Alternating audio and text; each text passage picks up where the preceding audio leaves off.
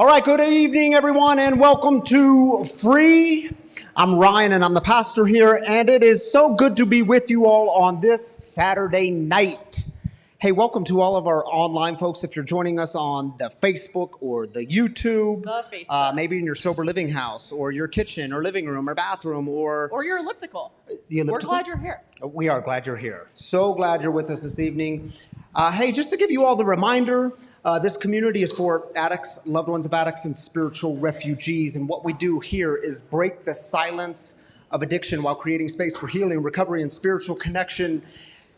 And as you all know, there is one thing we do not do here. It comes in the phrase with four words. 4 words, one sentence. On the count of three, can y'all just shout out what we don't do here? All 4 words. 1, 2, 3. We don't do shame. Yeah, we don't do so shame good. in this community. They did That do it. was It's great. like they're getting better and better. I'm so proud of them. Caffeine. Hey, by the way, the cafe is open if y'all need some coffee. All right, Noelle Holskin is in the house tonight. Hey, by the way, I was on renewal leave all of July, and did Noelle not do a fabulous job filling in? Thank you, Noelle. I was gonna thank you last week, but you weren't here. Something came up, and so I just wanted to publicly say thank you. You did a great job, and I'm so grateful. So tell us what's coming up. I would love to. You guys, there's a lot of new faces in here tonight, but if it's your first evening here with us, we're so glad you're here. Welcome. There are welcome bags right behind Bobby G on this table right outside here. And they just have a little bit of fresh roasted wagon coffee. There's a little insert in there about free spiritual community, a free bracelet, a little bit about what wagon coffee does. So please grab one on your way out. It's just a welcome bag. We're glad you're here, and we want to let you know that we're glad you're here. Next up, if you guys missed last Saturday, it was a great event. We had the Free Cafe grand opening. The former Bronco, Monty Ball, was in the house. We had raffle and giveaways all day. Guest storytellers were in the house. It was just a fun event. It was great. We have this video for y'all to check out.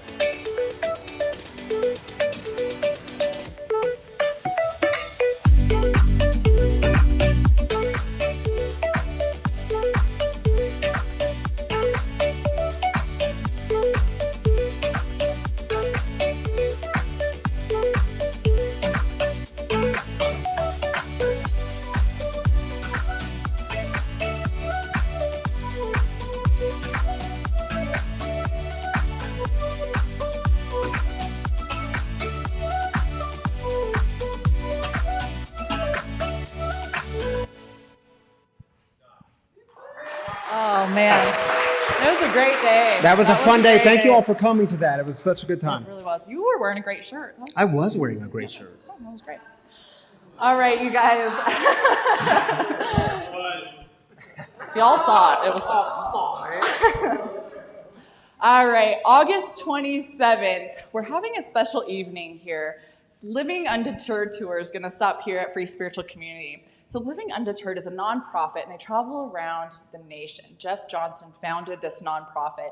And Jeff Johnson, he lost his son to an overdose of fentanyl, and he lost his wife to alcoholism. And so he is going to be here sharing his experience and just his testimony. It's a really powerful story. So that night, Ryan's going to kick us off, first 10 minutes of service or so. We're going to do announcements, and then we're going to turn it over to this Living Undeterred tour and Jeff Johnson.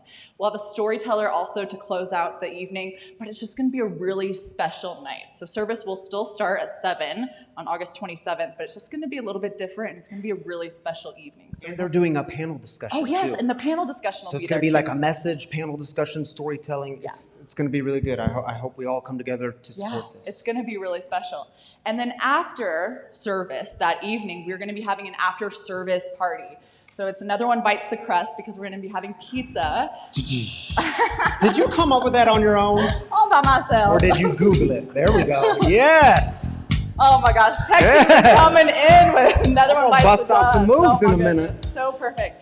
So right after service on August 27th, after the evening with Living Undeterred, we're going to be having a pizza party.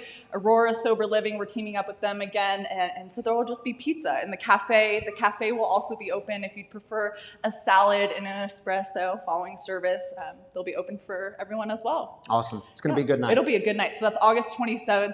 Hope y'all are there. So next up, I'm going to pass it off to one of our staff members here at Free, Bobby G. He's the lead of our tech team. So Where's Bobby G? You all clap for Bobby G. Oh, there he is. Yes, Bobby G in the house.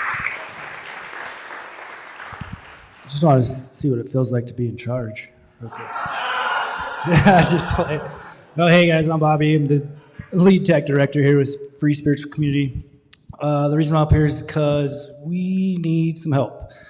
If you are looking for a service position, whether you're in recovery, not in recovery, spiritual refugee, whatever it is, come find me before service, after service. We could use some help on the tech team, running everything in-house, helping run our live feed, you name it, we could use your help.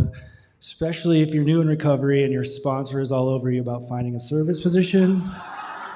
This is a good way to get them off your back. Hey, thanks, guys.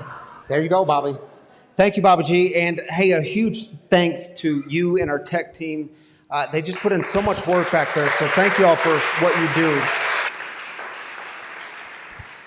All right, y'all, if you're new with us tonight, first of all, welcome. But you should know the way we start in this community is through celebrating together. We don't ignore the hard stuff. We don't leave it out. We just don't start with it. We end the evening with sharing our heartaches together, but we start with celebrations because something good happens when we remember what we're starting with, and we start with gratitude. So this is your opportunity as a community, you online folks.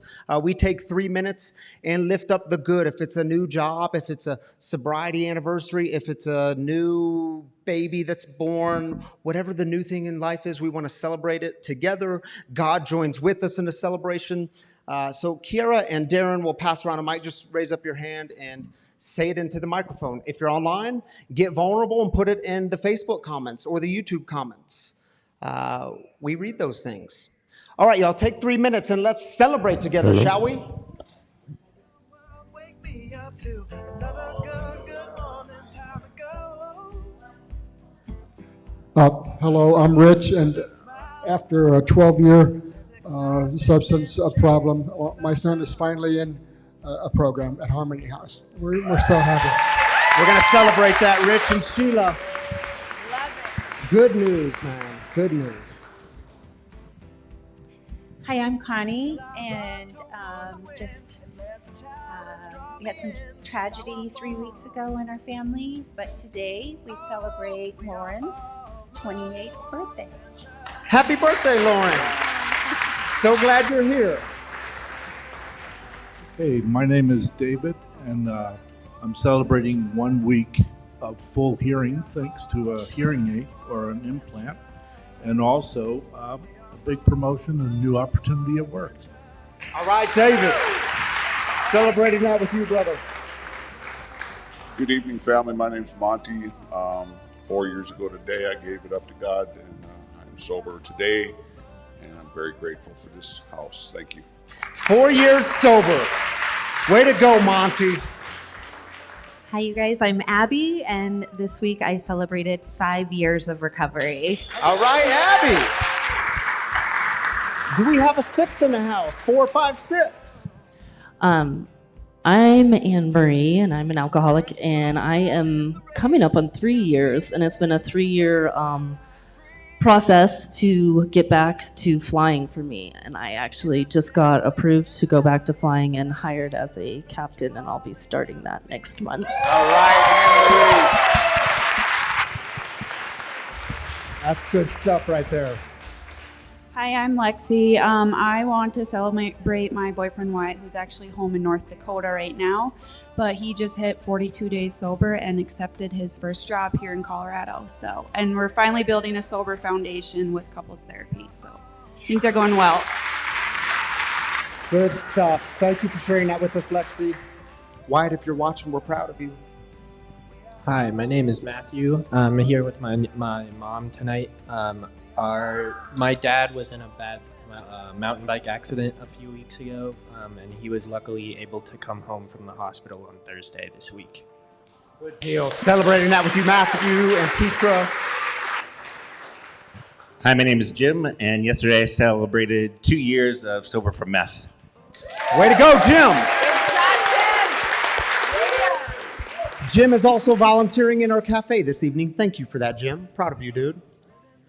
Hey, I'm JP. Today I have 30 days clean and sober. All right, JP. Woo-woo. I think that might be all. All right. Thank you, Darren and Kiera, for running around the house tonight. Man, do y'all see why it's so good to celebrate together? Lives being gotten back because of recovery and the new things that happen when we do this work together. So important to celebrate. Tammy Canaday is going to join me up here. Tammy Canaday, ladies and gentlemen. Does your mic work? I think so. All right. Check, check. Check, check, 1, 2. All right, so we're going to join with the online community for a moment. You want to take the first one? Certainly. Marlena says, I'd like to celebrate my daughter, Jess. She's had a rough few years, but she's come through with grace and strength. I know there's nothing or anyone that will get in the way of her purpose. I'm so proud. She's my hero. There we go, Marlena. Yeah, we'll celebrate that with you, Marlena. Good stuff. Ricky Salazar says, celebrating 39 months today, which is 1,188 days sober from alcohol-free, has definitely helped my recovery. Thanks to everyone and love y'all. We love y'all too. Ricky, so glad you're joining us tonight. Nice work, Way to Ricky. go, dude. Proud of you. I love that the days are counted. I love know, that. 1,188. Yes. So good. Jackie, my work friend, got the job that she wanted. We'll celebrate. Yeah, we'll celebrate that, Jackie. Thank you for sharing that with us. Doug says, I'm finding my gratitude again. I'm learning to shut up. Important. And today is 90 days sober. God is working. Nice job, Congratulations, Doug. Gratitude Awesome. on your sobriety. Proud of you, man. Yes, thank you for joining me up here, Tammy Canaday. All right, y'all, we are in this, we're just doing a short 3-week series on this great little book. I hope everyone reads it. You can read it in I'm a slow reader. So you all are probably a faster reader than me, because what happens, I'll read a paragraph, then I'll go off in my mind for a while. It happens. But you can read this book very quickly. It's called Let Your Life Speak by the great Parker Palmer. Here's a little video.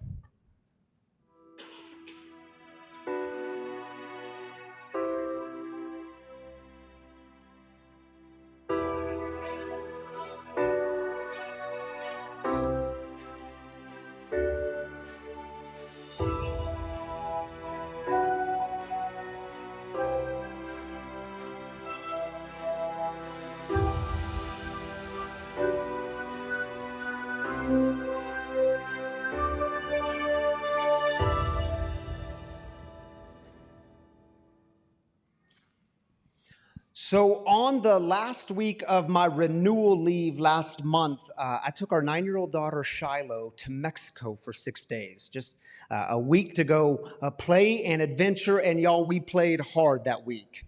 Now, all week long, little Shiloh, 9 years old, she was on the search, on the hunt for the perfect souvenir, the perfect gift for herself. We didn't find it all week. I mean, after dinner, we would walk the streets of Playa del Carmen. We walked miles each night, just exploring and having fun.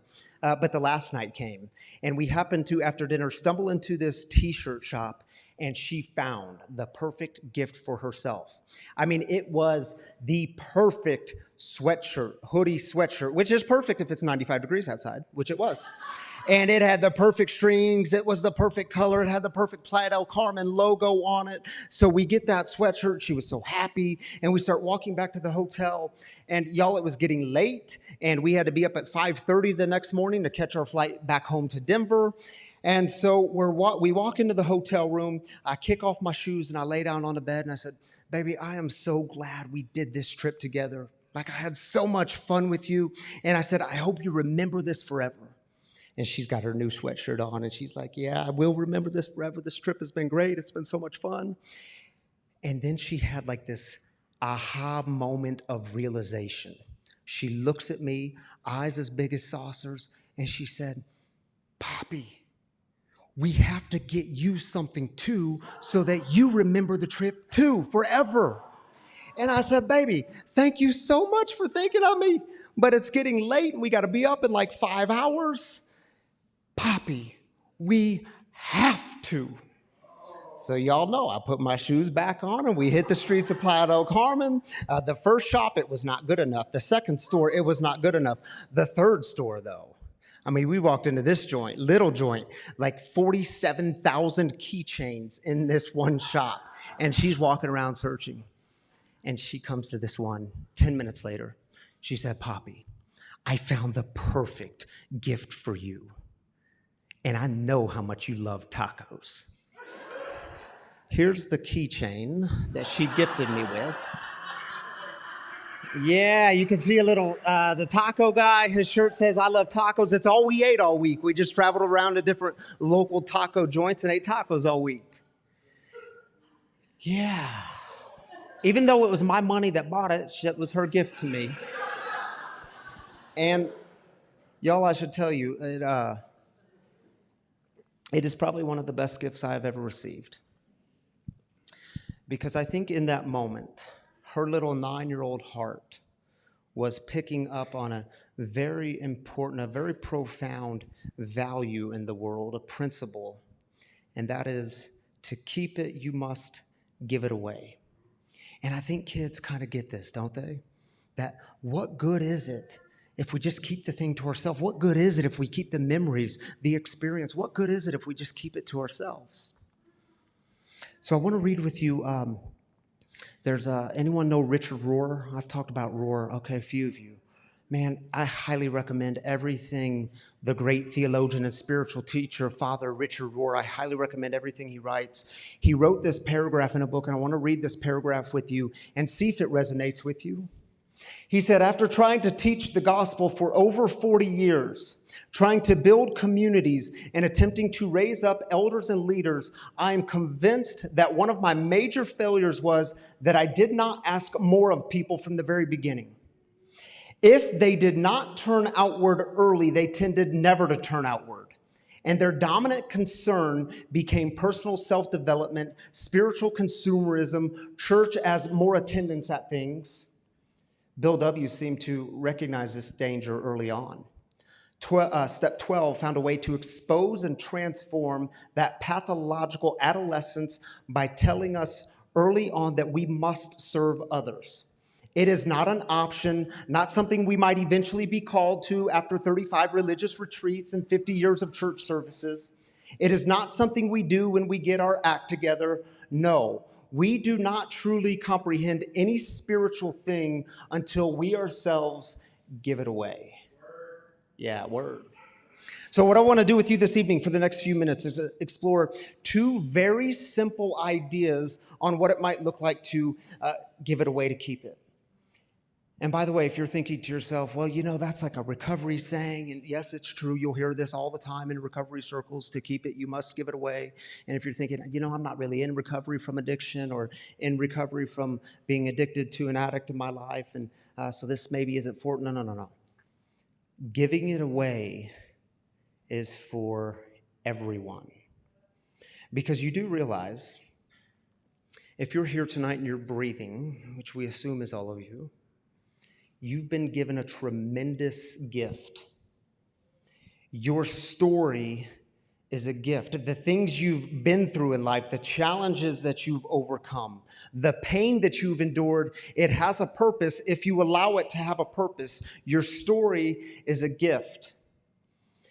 You want to deepen your spiritual life? You want to deepen your relationship with God? Begin by giving it away.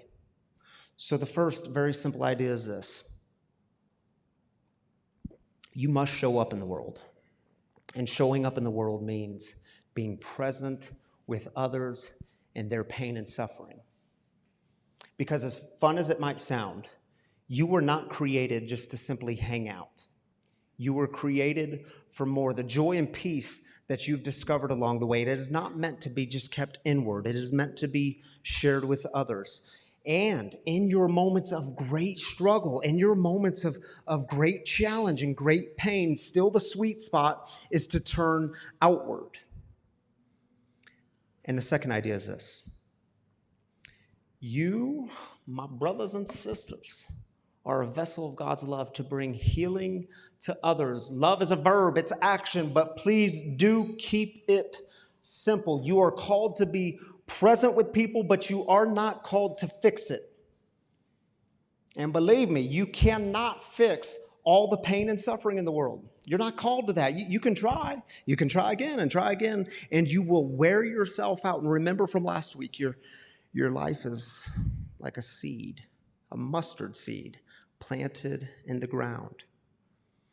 And you do know that when you try to fix someone else's suffering, it almost always creates more harm. You know what I mean? But let's start with that first one. You must show up in the world, and showing up in the world means being present to others' pain and suffering. The big book of Alcoholics Anonymous reminded us on page 77, this beautiful reminder that our real purpose is to fit ourselves to be of maximum service to God and to the people about us. Well before Bill W. and the 12 Steps, Jesus, Rabbi Jesus. He was talking with his followers, his disciples, and he drops this line on them. John chapter 13. So keep in mind, 4 Gospels, Matthew, Mark, Luke, and John. This is from John's Gospel. I give you a new commandment. Love one another just as I have loved you, so you must also love each other. And do y'all know what's really fascinating about this? What's fascinating here is Jesus was saying this to them the night before he knew he was going to die. Like he's telling them, your job, your goal in life is to simply love one another. The night before he dies. Like he gathers with his friends, his disciples, and he's explaining to them that, hey, things aren't going to end well for me. I've been a bit of a rebel in the Roman Empire. I've disrupted some systems. I've proclaimed God's love for all people, not just some people. And there are some groups that don't like that, and it's caused a big ruckus. And so the Roman Empire, the Romans are going to come after me, and they are going to hang me on this Roman execution stake known as a cross, and that's how the whole thing's going to end. And what's fascinating here is it's like up until the moment of his death, he's asking the question, do you want real life? I mean, do you really want to live? Then you must give it away. But here's what's far more interesting. It's what Jesus does. Because keep in mind, for Jesus, the spiritual life is not a theory. It is something to be lived. It's what he does right before he says this to his people. Same chapter in John's Gospel, same night, the night before his death, he gathers his disciples around a table and he shares a meal with them. And now think about it. They're probably a little freaked out at this time. Like, oh my goodness, are some Roman soldiers going to come crashing through the door and break up the party, off with our heads? Jesus, keep in mind, was human. He probably had some fear. He was probably freaking out a little bit too. The world's about to crash down on them, and then this happens. Same chapter, John 13. He got up from the table and took off his robes. Picking up a linen towel, he tied it around his waist. Then he poured water into a wash basin and began to wash the disciples' feet, drying them with the towel he was wearing. I mean, doesn't a piece of you want to say, what? I mean, Jesus, this don't even make sense. I mean, Jesus, shouldn't you in this moment, shouldn't you be like rallying the troops? Shouldn't you be giving some sort of motivational speech about getting them to take up arms and it's time to start putting up the defenses and resist the Roman Empire? And this is what you do?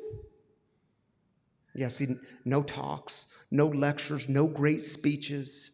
Instead, he does something. He gets a bowl of water and a towel, and he begins to wash the feet of his people. Can you imagine the weight of this moment? And listen, it's not about the foot washing itself. I mean, that's kind of cool and important, but this was a common practice in the ancient world because of the practicalities they were dealing with, right? They had dirt roads. They didn't have Cadillacs or cars back then, so they were walking everywhere, and they're wearing sandals, and this was a common practice in the ancient world. But it's who's doing the foot washing. He becomes one of them, a great act of solidarity, and he washes their feet, giving it away, showing them what it truly means to live. He says, y'all want to see God? You want to experience God? This is what it looks like. And he washes their feet. You see, you must show up in the world, and showing up in the world means being present with others in their pain and suffering. And notice, Jesus, in one of his darkest moments, knowing he's going to die, he doesn't isolate. He doesn't ignore or avoid. He doesn't run from it. He is present with others. He doesn't say much. He doesn't try to fix their pain, or for that matter, he doesn't even try to fix his own pain. He simply points to God through this very simple act of love. And let's just for a moment talk about that second idea. That you, yes, you are a vessel of God's love to bring healing to other people. And love is a verb. Love is an action word. But please do keep it simple. Parker Palmer, who wrote the book, Let Your Life Speak, highly recommended, by the way. He gets very real and honest about his bouts of depression later in life. And he speaks very honestly about this. And I just want to read to you this paragraph that he wrote. He said, twice in my 40s, I spent endless months in the snake pit of the soul. Hour by hour, day by day, I wrestled with the desire to die, sometimes so feeble in my resistance that I practiced ways of doing myself in. I could feel nothing except the burden of my own life and the exhaustion, the apparent futility of trying to sustain it. I understand why some depressed people kill themselves. They need the rest. But I do not understand why others are able to find new life in the midst of a living death, though I am one of them. I can tell you what I did to survive and eventually to thrive, but I cannot tell you why I was able to do those things before it was too late. And in the following pages, he speaks of this very healing moment that he has in the midst of his deepest and darkest depression. He says that for days and weeks, he would lock himself in his house. And he said all the time friends would stop by. And they wanted to help. They wanted to give advice. And so a friend would come by and say something like, Parker, you know, if you could just get outside and see creation, if you could just see how beautiful it is and see these new flowers that are coming up out of the ground, surely this is going to make you feel better. And he said, it just sent me deeper into depression. They all meant well, but it sent me deeper into it.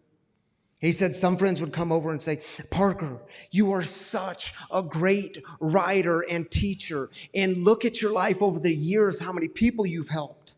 I mean, surely this is going to make you feel better if you think on those things. He said it just sent him deeper into depression because they all came trying to give advice, trying to fix it, except for Bill. Bill asked for Parker's permission to come to his house every single afternoon at the same time. And he said, Bill would come into my house and he would sit me down on the same chair and he would remove my socks and shoes. And for a half an hour, he would simply massage my feet. And he goes on to say, I can't tell you how much healing, tremendous healing that was brought to me because of those afternoons. He said, finally, I could be seen. And he said, Bill rarely said a word. And when he did say a word, it was just a mirroring of his condition. He would say things like, I can sense your struggle today, or you seem to be getting stronger today. He said these moments, it was being seen. which is life-giving knowledge in the midst of such darkness. He said, in that moment, I experienced the presence of God. You see, your job is to open yourself up enough so that God can work in and through you. Your job is not to fix their pain. You don't have to have all the answers. And in fact, when we approach the situation of someone else's suffering, of having all the answers, we are generally doing that for our own selves, to relieve our own discomfort, our own pain, so we can leave the situation feeling better about ourselves. And y'all, listen, I get it. Not trying to fix it. It is difficult and uncomfortable, especially for many of us 12-steppers who are steeped in the idea of solution. And listen, solution is very different from quick and easy answers, isn't it? Solution is different from mere answers. The starting place of showing up in the world is to be with them so that we might be a pathway, a conduit, a vessel of God's love for them. Now, there is a kicker to it all. Because the truth is, I know that some of you crave for people to show up in your life in times of pain and suffering. You crave for those simple acts of love to be shown to you. But the problem is you haven't opened yourself to it. You're not truly open to others. And opening yourself means that you admit that sometimes you're not okay. And it's okay not to be okay. Opening yourself to it means that you're getting honest with yourself and with others around you about the pain. Interesting, isn't it? Up until the moment of his death, Jesus was asking questions. Do y'all want real life? You want abundant life? You want the fullest kind of life? And yeah, it's true, isn't it?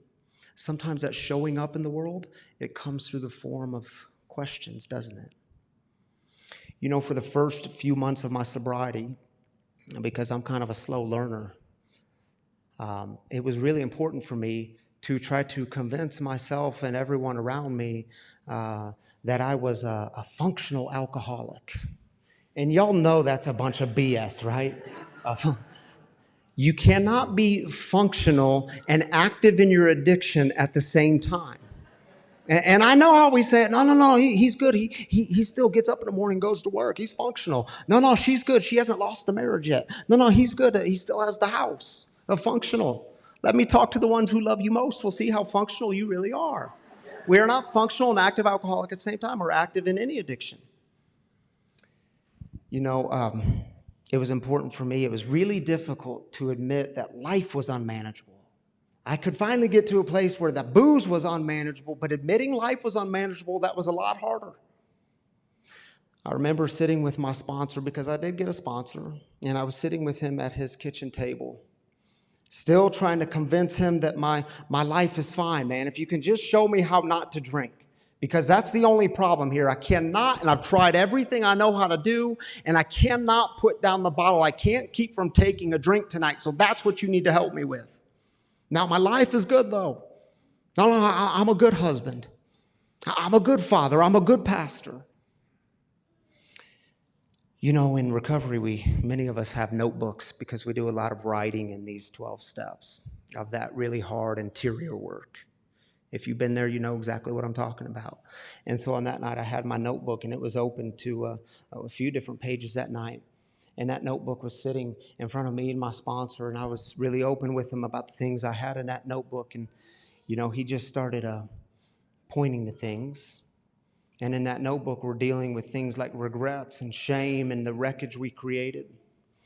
And he just started pointing to things that I had written down in bullet points. And he said, Ryan, could you, just tell me about that night. Tammy, your wife, your first year of being married, she called the police. Man, I didn't want anyone to know about that. That's embarrassing. And I was angry because Ryan, he had this anger problem. He didn't know how to handle his emotions. And when she called the police, I was so angry at her. I had this deep resentment. I said to her, how could you do this? I'm your husband. We're married and this is how it's going to be. You're going to call the police. And yeah, y'all, it took me a while to see it. I see it very clearly now, and I can publicly say she absolutely did the right thing. She was scared of me. And men in the room, your wife, your girlfriend, your partner, they never deserve to be scared of you. It is never, ever, ever justified. And so we're looking at this bullet point together, and he says, is that the kind of husband you want to be? And then he points to the next one on another page, and he says, tell me about those nights when Tammy wasn't there, but your 2-year-old daughter was there, and you would put her in the crib and you would wait for her to fall asleep so that you could go out and drink the way you wanted to drink, and you would leave her alone. Man, I didn't want anyone to know about that. That's embarrassing. Leave a 2-year-old at home alone because I was self-centered, selfish. I'm going to get what I want, and I don't really care who it hurts. And he said, is that the kind of father you want to be? And he points to another one. And he says, tell me about the night when you were a campus minister at DU and you were planning a fundraiser for the mission trip to Guatemala that you were leading, and you got so drunk you were falling over, and from that moment on, some of those students were worried about your well-being rather than the other way around. Man, filled with shame. And he asks me, is that the kind of pastor you want to be? Y'all, I had to get real open and honest with at that time in my life, and man, going through those 12 steps.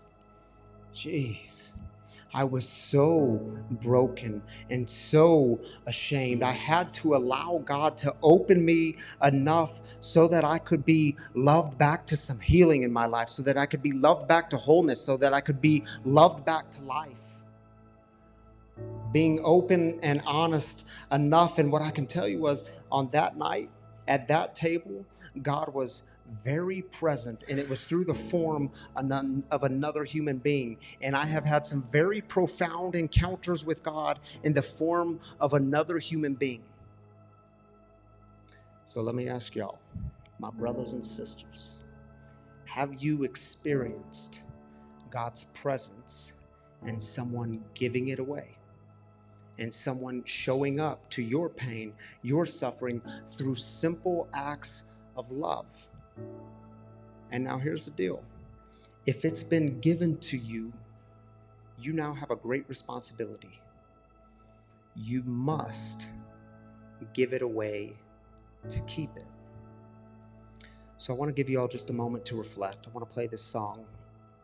It's a song by Matt West. It's called... forget the name of it. I'll remember it afterwards, but you'll see it on the screen. I say that for our online viewers. They're always asking, what was the name of that song? I'm going to get it to you, I promise. And y'all know we play some diversity of music here. This is outside of our normal realm, but I think you might dig it. So take a look and reflect on, who are those people in your life? How have they shown up? How have they passed the gift forward? How are you becoming that person? And are you opening yourself to it? Are you open and vulnerable enough?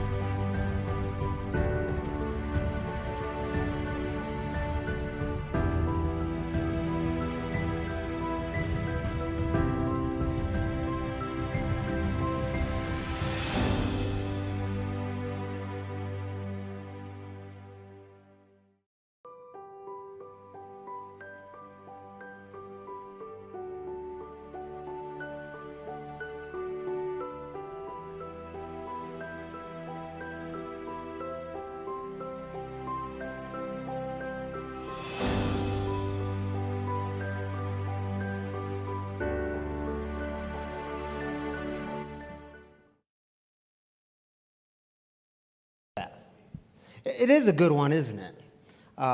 Who's heard that song before?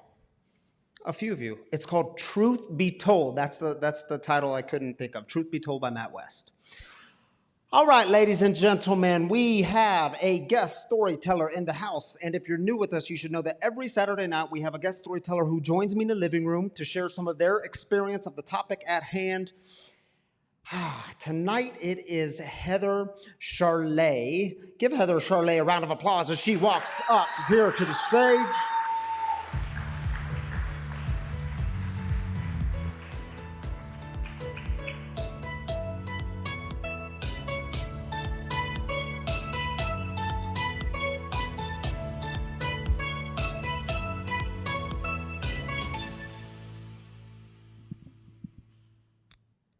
There we go. Heather, thank you for being with me here tonight. Thank you. I was going to say a few more words, but the video came on. It was, speaking of serving others and loving others just in very practical ways, I think it was about 6 months ago when you reached out and said, hey, I'd be willing to share my story. And when I asked you to share your story, you said you were really nervous and maybe I shouldn't do this, but you agreed to it. And I just think for many of us, that simple act of love, and I know this is how you described it, sharing my story is a way to reach out to people. It's being of service to others. So thank you for being here and sharing your story. Absolutely. And you can share why I was nervous if you want. But the question you promised you wouldn't. I promised her I would not ask this question. I'm going to ask her it, though. No, I'm just kidding. The question was, and this is what I love about this community. And y'all, I have served as pastor in traditional church models, so I'm aware of that game. I shouldn't call it a game, of that structure. It's just not this structure, and I love it because Heather's fear was, she said, I don't know a lot about religion, and I'm scared you're gonna ask me the difference in Lutherans and Episcopalians, and I don't know. And I said, Heather, I promise I will not ask that question. But do you know the difference? I should have studied. I should have studied. And it's one of the cool things about this community. We all are on different places in knowledge and experience, and y'all, I'm telling you, I need you as much as you need them, and we do it together. So important. So really, I'm glad we met. And when I got home, when we met for coffee last week, I got home and I told Tam, I said, I love her story because it is so simple and so real and relatable. So I want to start here, Heather. Sure. So Heather got sober a long time ago, but we have some things in common. We both got sober in January. Yeah. And I want you to tell this story, but I got sober when Selah, my oldest daughter, is she in the room tonight? No, she's back with the kids. Selah was 2.5 years old. Your daughter was 2.5 years old. Yep. Now, tell us what happened the day of your last drink back in 2007. Sure, absolutely. And I don't think I've gotten through this yet in over 15 years without tearing up, but I just accept that's part of it. So I had spent much of my life trying to self-heal and self-medicate from trauma that I had gone through, and I had struggled with addiction for a long time, and I had always thought if only I was married and had kids and had this life I envisioned that would be perfect, I wouldn't have to drink or use like this anymore. And then I had those things, and I still was. And I went out one night to have 2 drinks, bound and determined, and had a lot more than that. And I only laugh because it's how'd that work out for you? Yes. 2 drinks? How many of us said we were going to do that? Yes. Yeah. Yeah. My husband at the time was really getting really frustrated, and so I thought, I'm going to show him. I'm going to go out and have 2 drinks and come home, and of course that was not the case, and he had to take work off the next day. Julia was 2.5, Audrey was 9 months old, and he had to take the day off work to take care of the girls. I was in bed sucking on ice chips, just really, really sick, and Julia came into my room, and she wanted to play, and she looked at me with honesty, love, and no judgment whatsoever. And she looked at me and said, "Mama's sick." And that for me was that was it. I had this little person who I wanted to try to be the best mom that they deserved. And to have somebody that I would die for say these words to me, and it wasn't coming from someone who was mad at me or I had disappointed or, and so it was Julia just looking at me with her big, huge eyes saying, Mama's sick. And I said, I'm done. Yeah, there's kids have that ability on us, don't they? Yeah. I mean, it was Tammy saying to me, you know, Selah was hitting you again last night on the head, wondering if you were alive, wondering if you would wake up. Yep. Kids have profound impact in that stuff. And it was so cool. You told me the other night, or the other day when we met, that she saved your life. Yep. What a cool, and you said that you still share this story too. I do, yeah. I've shared this story with her since she was little about, you know, the night that you saved Mama's life. And it just brings her so much pride, and she would always just love it when I would share that story with her when she was growing up, of, you know, little kids who feel so powerless over things, and that she did this, you know, very significant thing. And so I share that story with her and about her often. What a cool legacy you get to pass down.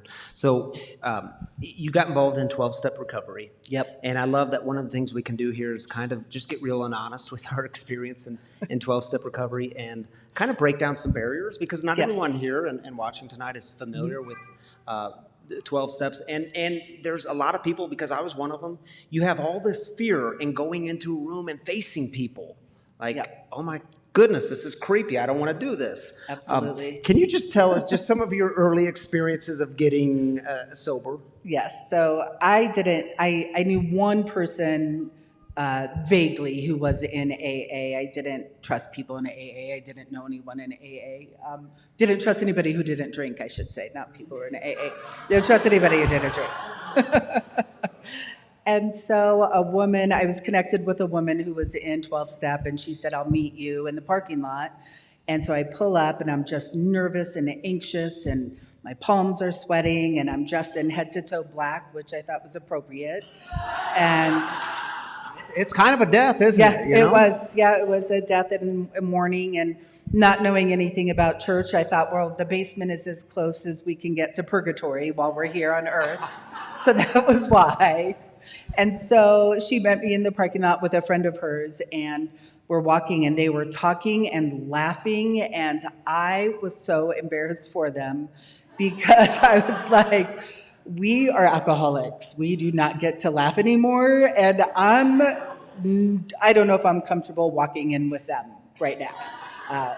God would be so offended, wouldn't she? Right. Yeah. And I went into that meeting, and for the first time in my life, I heard all of these people sharing things that I thought, most of my life, I thought, no one else thinks like this. People would think I was crazy. I could never say this stuff out loud, and I would hear people say things, and I'd look around, and nobody was shocked. No one was asking them to leave. People were relating to it and connecting with it. And I just felt this unbelievable connection to other people that I had never had in my life before. Yeah. Yeah. And you and I also talked about how we both thought, maybe some of you thought this, that people would start sharing their stories and they're like, oh my goodness, they're sharing that because they know I'm here and that's my story. Oh, yeah. And it was like this freaky experience, wasn't it? Like, yeah. Oh, yeah. That's my story. I thought, oh my gosh. That's my story too. Yeah, I thought, oh my gosh, these people are meeting like 15 minutes before the meeting so they can decide what does Heather need to hear. Yeah, see, Heather, our problem is selfishness and self-centeredness. We always think people are thinking about us. And... I know, right? Yeah. Okay. Absolutely. So I want to get into, Heather does work in the recovery industry. She's the Director of Community Relations at Valiant Living. She's been in the recovery industry for the last 10 years working in it. And when I asked her how service impacted her, what I loved is it was so simple. You had these very simple stories, and I was like, yes, like that's why I put that second thing in of keep it simple. Love has to be kept simple. Right. Can you just share some of how service has impacted you, other people's service? other people's service. Well, one thing it's not work related, but when Yeah, it doesn't have to be work related. When Yeah. I was sober for about a year, and it was 2008. I was a stay-at-home mom. My daughter's father was a mortgage broker, and so we were in financial devastation. We were filing for bankruptcy. Our house was in foreclosure. It was a really, really difficult time, and I was still getting used to how do I deal with problems without numbing myself or checking out, and it was just really scary. And I was with my daughters. We were at Walmart grocery shopping, and one of my daughters wanted this little toy, and I was going to get like a book or something, and so I put the book back and put what she had asked for in the cart, and this man comes up to me. He's this older gentleman, and he came up to me and he said, "Excuse me, could I please talk to you for a minute?" And I said, "Of course." And he said, "I wanted to see if you would read this, or can I show you this?" And I looked at it, and it's this little envelope, and it says, "From one who is blessed." And I open it up, and it's a gift card for Walmart. And so I look up, and he's gone. He's nowhere. And I was like, that's crazy. That was so nice of him. And so the rest of my shopping, I just have goosebumps and, thinking, wow, that's incredible. And thought, there's probably $5 or $10 on here, and what a kind thing to do. And I went to check out, and there was $100 on this gift card, and it just brought me to tears in this checkout lane. And it was my first real experience of somebody doing something kind for someone without wanting the cookie. Yeah. Doing it just to be kind. And it was so beautiful and impactful in my life. And it gave me hope that I was very short of having at that time, and it made me believe in the good in people. And was so powerful to me that it's something that I've passed on to my daughters as they've grown up. And we would do things, we still do sometimes, if we'd go into a little restaurant to eat, and I'd have them look around and pick a table of whose meal we were going to buy. And I would tell them, the more people we tell we do this, the less magic it has. And to try to instill in them, we're not doing it to have our ego boosted or to look good or whatever else. We're doing it just to be kind to people, because that's the right thing to do. And man, they love it so much, and we still do it to this day, but they would just get so excited to look around and see who they were going to pick that night. And I remember one night there was this gentleman by himself. He had an oxygen tank with him and was obviously, not healthy, and he was by himself. And the girl said, "Okay, we want to buy his dinner." And I said, "Okay." And we were leaving, and Julia was probably 5 at the time, and she turned around and looked at him and just said, "Have a nice evening." She blew it. But for a 5-year-old, that's still pretty perfect. discreet. But yeah, it was just understanding that when we do things for other people, just because there are other people in this world, that people don't need to earn kindness or love or anything else, that just being here on this planet, we're worthy of it. Yeah, I love that. And I love how you talk about, we're going to do a series on this winter, on the selfie culture, because so often it's like, hey, I'm going to do something nice, let me get it, and then we post it on Facebook and Instagram, and it's self-serving. Yep. Okay, can we transition a little bit, Heather, to what does it look like for you today? And I wanted to mention your work in the world because I know you're in the thick of this stuff, and you get some crisis phone calls and the opportunity to help people. And one of the most profound things you said the other day was that you realized the wreckage you created in your past, the damage you created. So now when you get opportunities to help or to show simple acts of kindness, it has some real meaning to it. But can you tell us what serving others, loving others looks like for you today? Absolutely. So I spent a lot of my life before I got sober not being helpful to people, not having much to offer, not always needing to be fulfilled in ways, and getting to work in the substance use world and mental health world. And it doesn't ever feel like work to me because it's such a I honor what a privilege it is when somebody calls me and they're in crisis for themselves or their loved one. And I get to just be that person to say, you know what, we're going to get you some help. It's really beautiful. And because my personal world and my professional world interact quite a bit, the beautiful gifts that happen from just this community. I went to a meeting and I had worked at a program and was meeting. I'm not a clinician, but I would work in other capacities, business development and events and outreach and things like that. And one of the programs that I worked at, I was meeting with the women like once a week just to talk to them and not to be, not to have a side. I was like Switzerland for them. So I was somebody they could just talk about what they were going through and feeling without worrying that I had any sort of agenda like maybe their families had or whatnot. And I went into a meeting a while later, and this woman walked in, and I saw her, and she gave me a big hug, and she went up and got her one-year chip. And that was when I had been meeting with her, was a year prior. Yeah. And just getting to see that we have to give it away, and to be able to reach a hand out to other people the way people had reached their hands out to me, it's beautiful. Yeah, and I love that we get those experiences. That we get a front row seat to God's miracles happening on the daily. And can we just end with, it's hard work too. Sometimes it feels defeating. We see loss, we see tragedy.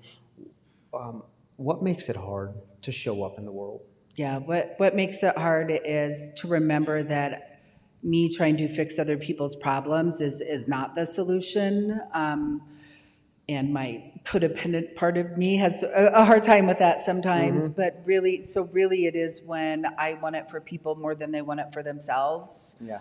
And realizing that people either they don't have hope, or they don't think they deserve it, or that they're worthy, or that they're not ready to acknowledge the significance that their addiction is having on their life yet. So when I'm wanting it for people more than they want it for themselves, and I have to let them just continue on their path, right, then it's really hard. Yeah. Heather, thank you. I can't tell you how many people, when we posted on Facebook that you were going to be here tonight, so many people reached out, texting and messaging and saying, I'm so glad Heather's going to be there. I love Heather. Nice.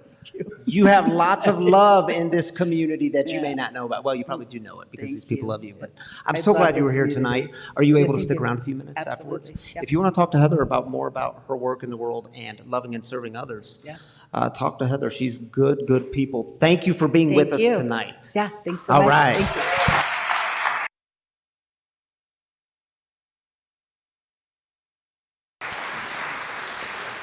Heather, you left your glasses up here. You might need these. And next time you come, I am going to ask you about Lutherans and Methodists and Episcopalians. All right, y'all. I stood up. Should I be sitting back down, Bobby? Okay, good. I'm just going to stand up then. See, sometimes I have to have a team of people to remind me when to stand up and when to sit down, and thank you all for that. Hey, how we close things down in this community is, like I said at the beginning, we don't ignore the hard stuff. We don't ignore the burdens that we carry. And what we know is, I say it every single week, you are not created to carry heavy burdens alone. We try to do it, but what we find out is we really suck at trying to do it alone. So we do that together in community. And so we just like to give you 3 minutes to lift up a burden that you're carrying, so that this community can be praying for you, so that we can reach out, so that you can connect. I know you all reach out on social and texting and phone calls, and we have a team of people here that pray for you throughout the week. So it's your opportunity to do life together in a really small way. But again, if you're online and you're on Facebook or YouTube, just put it in the comments, and we will join with you. And what we consistently know is all throughout the spiritual traditions is God always hears the cries of the broken. So take 3 minutes and lift it up. And Darren and Kiara will pass around a mic. I'm Dara, and Paige and Max, who are part of this community, just had texted me and asked for prayers. They're in the NICU with their newborn Ellie, so if we could just pray for them. Thank you, Dara, and prayers for you, Paige and Max. So glad you're part of this community. Prayers for your little one.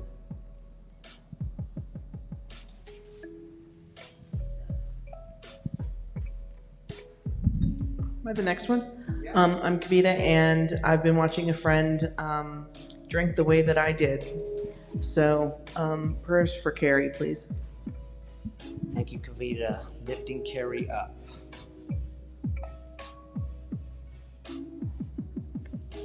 Hi, I'm Shannon, and I have a dear friend in recovery with me who has been relapsing, drinking heavily for the past week. We didn't know where he was, but I just found out he's being transferred via ambulance to a hospital right now. So just lifting him up. So yeah, prayers for him.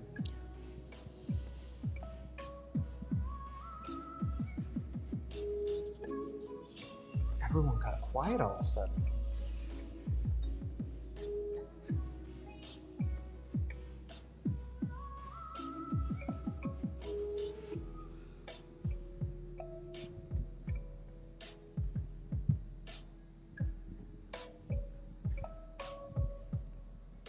Hi, I'm Hind. I have a friend right now who recently was diagnosed with stage 3 stomach cancer.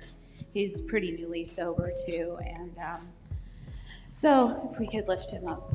His name is Sunny. All right, thank you for that. Prayers for Sunny in this long journey ahead. My name is Noelle, and I just want to lift up Rich and Sheila while their son is in treatment and keep them in our prayers during this time. So just praying for Rich and Sheila. Thank you for that, Noelle. Rich and Sheila, our hearts are with you. Continue to be with you. Many, many prayers.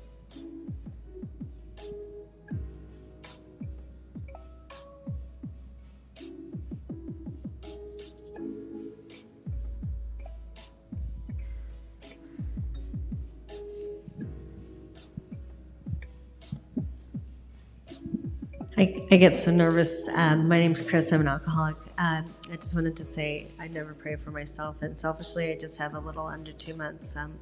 My boyfriend Paul and I, and I'm in a divorce, about to lose my house, and my son's struggling, and I'm struggling, and I'm so afraid. And I haven't been able to share that, and the silence made me share that.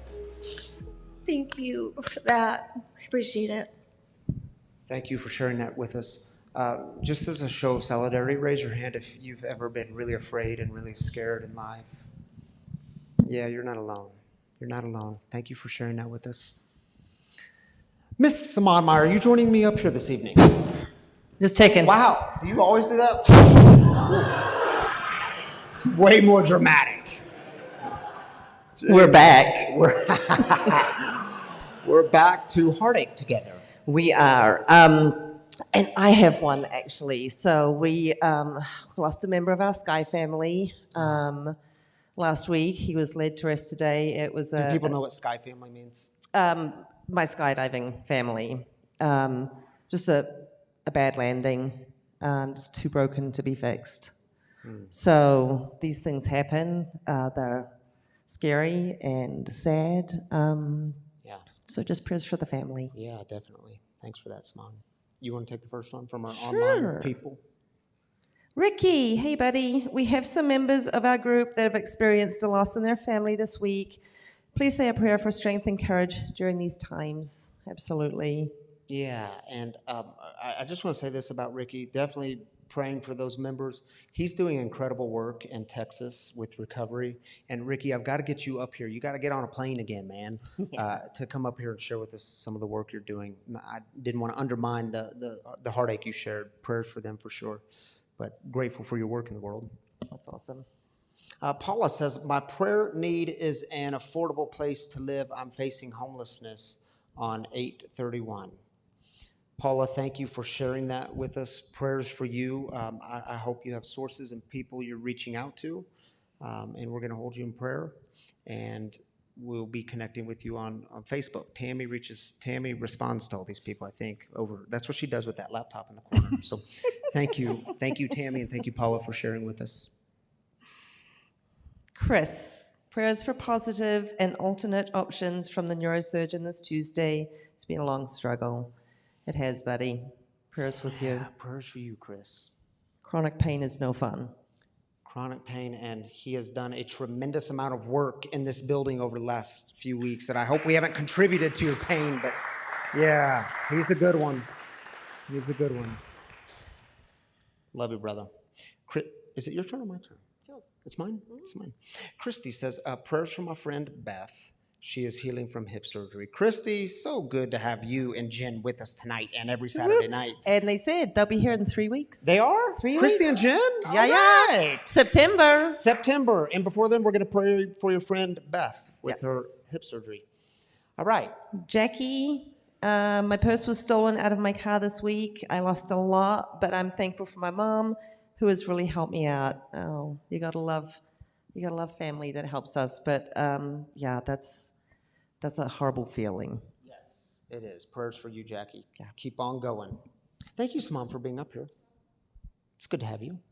All right, y'all. We always talk about doing this thing together, and it's true. We do it together. One of the ways we keep this thing and this mission of breaking the silence of addiction moving forward is truly through your generous giving in this community. So we do have a giving box here and one right outside these doors. If you feel compelled to donate, we greatly, greatly appreciate it. And if you are the online type of people who like to do your giving online, we do have 3 safe and simple options to give that way. You can download the app. It's free, and it's called Free Spiritual Community, and there's a giving option there to give once or monthly or weekly or however you want to do it, however you feel called. Or you can go to the website, freespiritualcommunity.com/give, and you can give there the same way, or you can text that number on your screen. You might have to go back and hit the pause button because that number comes up and disappears pretty quickly. But truly, y'all, I mean it when I say it every week. Your giving here makes a huge difference. So thank you for being a part of that. I know that for many of you, that is a spiritual journey you've been on. Some of you ask me about giving, and you even use the church word. I love it, tithing. You ask me about what that means, and my response is always, it's when you have the realization that it's all a gift from God. Your life, your breath, it's all a gift from God, and what you do with that gift matters. So thank you for being a part of that, and I know for many of you it's sacrificial. Thank you, thank you, thank you. We see you. Shall we go out with a prayer? Can we do something real quick? Because I noticed it when I was sitting on a couch. Y'all get real still and quiet. Do you hear those bugs outside? What are they called? Cicadas, yes. Do you hear them? Just take a moment.